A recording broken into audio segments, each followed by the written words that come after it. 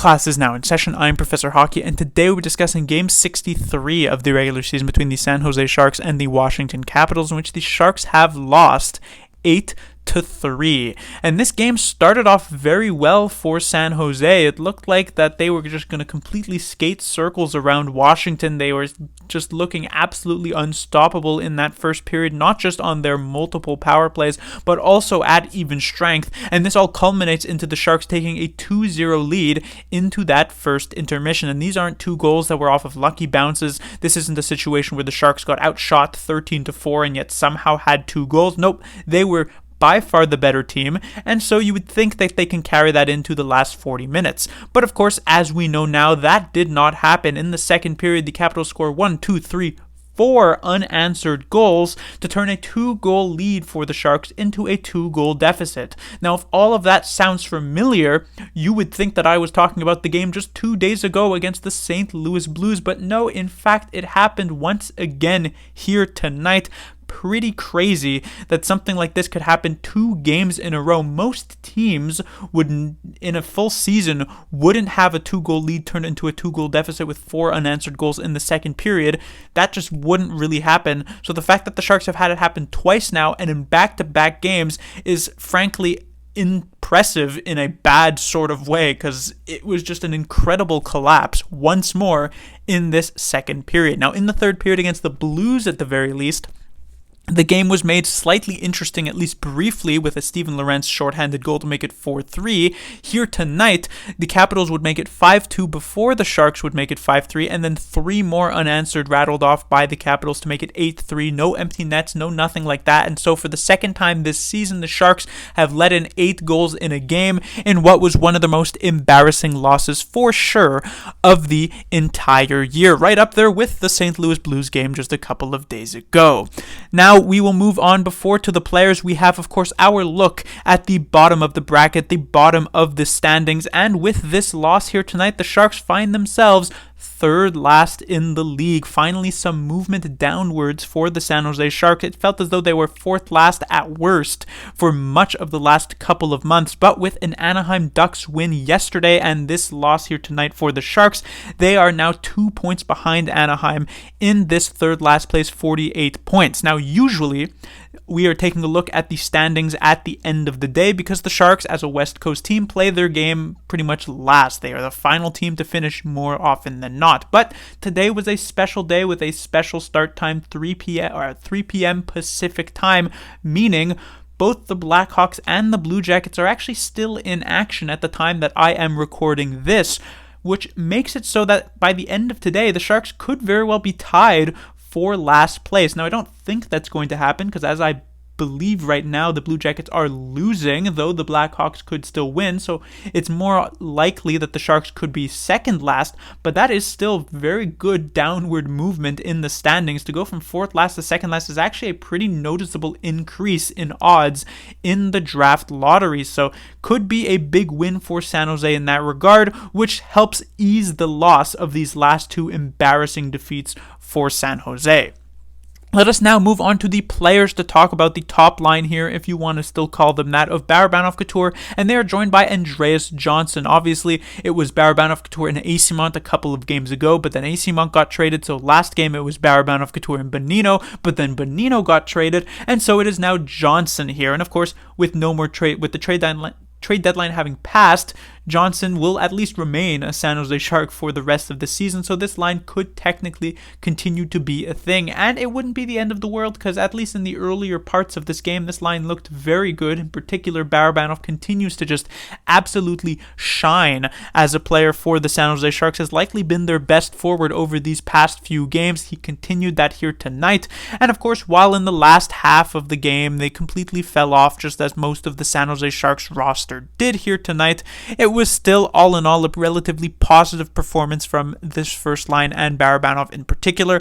In regards to how Johnsson fit in onto this line, he had the nice play for sure on the Barabanov goal. Otherwise was pretty good, nothing amazing, but still, I guess, okay. Obviously, the big storyline occurs on the second line because Zetterlund and Hertl are joined by Sharks rookie William Eklund. Yes, that William Eklund, grade A prospect, number one prospect in the system, player who probably should have been on the Sharks in at least one of the previous 62 games of this season, but he finally makes his way here post-trade deadline. It seems as though the Sharks have traded enough veterans away that you got to fill some holes with some players, and Eklund is given the opportunity tonight. It's interesting that he was actually put onto this second line. I would have preferred to see him on the first line with Barabanov and Couture. Obviously, I'm not watching the practices, so there very well may have been a good reason to have him on this second line. But if I'm looking at it from the outside, I'm seeing that Barabanov and Couture were already kind of rolling as a duo, and I'd rather put Eklund onto that first line in sort of a position to succeed with two already strong, hot players and sort of see how he complements them compared to having him put on the second line with Zetterlund and Hertl, because Zetterlund still trying to find his footing with the San Jose Sharks. Haven't necessarily seen a ton of him now through these first 3 games with San Jose. And Hertl also kind of sleepwalking at times through those last few games. And so you're essentially putting Eklund on this second line, hoping that he would spark these two players into action, which is almost somewhat unfair to William Eklund. Instead of being able to put him with these two rolling players, you're putting him as a sort of tool to say, hey, you're with a younger rookie type player, let's get it going. But I don't think it ended up being the end of the world that he ends up with this line, and I thought they looked quite good, at least early on in this game. But let's focus a bit more on Eklund's game here tonight, sort of individually. The main thing that you would definitely notice from Eklund, especially compared to last season, his 9 games that he played, is that he has absolutely taken the advice to heart of shooting more. That was a big thing with Eklund's game here tonight. He was firing many pucks towards the net, or at least he was attempting to. There were certainly a couple of attempted one-timers on some of those Sharks power plays that he completely fanned on, but it was still nice to see him go for it. But that didn't necessarily mean he completely neglected his playmaking part of his game. We also saw a very nice pass through the crease to try and find Alex Barabanov on one of the Sharks power plays that Barabanov then almost converted into a goal, which would have been a very nice primary assist for William Eklund. But you'll notice that those two very big positives to his game were coming on the power play, because he got top power play time with the Sharks, joining Barabanov, Couture, Hertl, and Karlsson on the top unit, as well as playing the second line. That means he ends up with almost 20 minutes of ice time here tonight. Certainly better than if he had just been stuck onto the fourth line, given 9 minutes of ice time, and then in a post-game presser said, like, wow, I'm expecting more from William Eklund. He was clearly given the opportunity. And on the power play, he certainly rolled with that opportunity, but at even strength, there were still some struggles to his game for sure, especially later on. One of the big issues I noticed with Eklund is his positioning in the defensive zone. This is something that is definitely going to come with more time at the NHL level. It is very, very, very rare that a young rookie player can come into the NHL and immediately be like a defensive forward type of player. You don't really see that happen all that much. So I'm not disappointed in any way that Eklund is somewhat lost, so to speak, in the defensive zone. It's just something that I noticed. And I've also noticed that while Eklund is positive, he is willing to get more into sort of board battles and front of the net battles, which is very nice to see, because you want to see a player be able to go into those areas. It was on the opposite side not so great that he continued to get out-muscled in a lot of these types of situations. It is good that he finds himself on a line, and maybe this was the reasoning behind it. He is on a line with Zetterlund and Hertl, who, when both of them are rolling, which isn't necessarily the case here, but when they are, Zetterlund is a big body. He can move people around. The same goes with Tomas Hertl, and so both these players could theoretically create that space for William Eklund so that he doesn't have to go as aggressive into the board battles, but it was still nice to see him do it. It just would be more nice to see him actually win some of them. But that is indeed for William Eklund's game. All in all, if I was to grade it on 10, it's kind of difficult because the Sharks were generally completely awful for about half of this game, so that certainly contributes to why Eklund may not have looked as good had the Sharks actually carried the momentum from their 2-0 first period lead into the rest of the game. He probably would have gotten a better score from me, but I'd probably give him about maybe a 5.5, maybe a 6 on 10 for tonight's game, which for a debut after 62 games of playing with the Barracuda, I mean, he hasn't played exactly 62 games with the Barracuda, but 62 Sharks games that he missed because he was with the Barracuda, actually not a terrible debut. When it comes to the third line of Gregor, Sturm, and Svechnikov, I thought this line was pretty decent, very up and down. Felt as though they had a pretty good start to the game in the first period, like the rest of the San Jose Sharks lineup, then kind of fell off a cliff really in the second period, but then brought it back, clawed it back in that third period, and was one of the better lines for the Sharks in that final frame. And of course, they also had the only goal in a sea of Washington Capitals goals in the last 40 minutes of this one, so I guess credit to Nico Sturm there.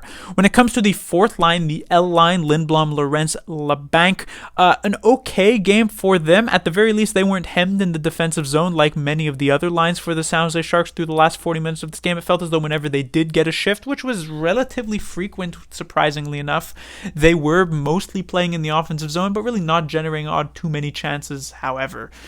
There is, of course, the Lorenz massive giveaway on the Dylan Strome goal that made it 8-3, but, 7-3, 8-3, is there really much of a difference there? Don't really care about that one, honestly.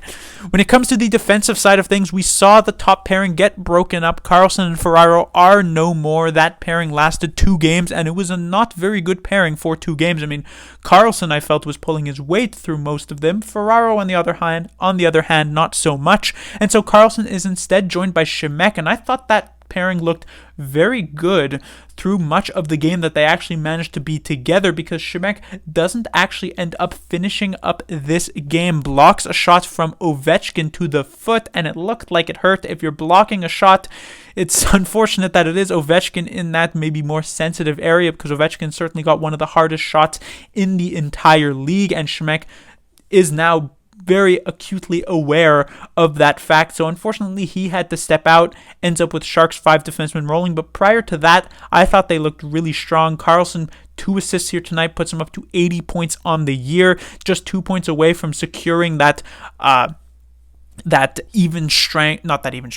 point per game pace for the season if he manages to get up to 82, and only 20 points away from getting that elusive 100 points as a defenseman, which very, very, very few defensemen in history have ever actually managed to do, which would be pretty crazy considering the Sharks may very well end up at the bottom of the standings, literally the last place team, with Erik Karlsson still managing to do something like that. So clearly, in spite of the Sharks' massive failures, Karlsson is still managing to shine. And then finally, we will talk about the goaltender Kähkönen, who had been playing so many fantastic games as of late for the San Jose Sharks. And with a 2-0 lead in that first period, you're thinking he's not going to do the same thing as Reimer. Kähkönen's going to be able to hold on here, but that clearly doesn't happen. Yes, there were certainly a couple of goals where the Sharks let him out to dry. I look at the second Ovechkin goal, or of course the Dylan Strome goal that made it 8-3, and I'm thinking like Kähkönen has no chance on those. But I look at the Ovechkin first goal, I look at the Aube-Kubel goal, I look at the third goal here from the Capitals, and many of those stand out, and say the Matt Irwin goal,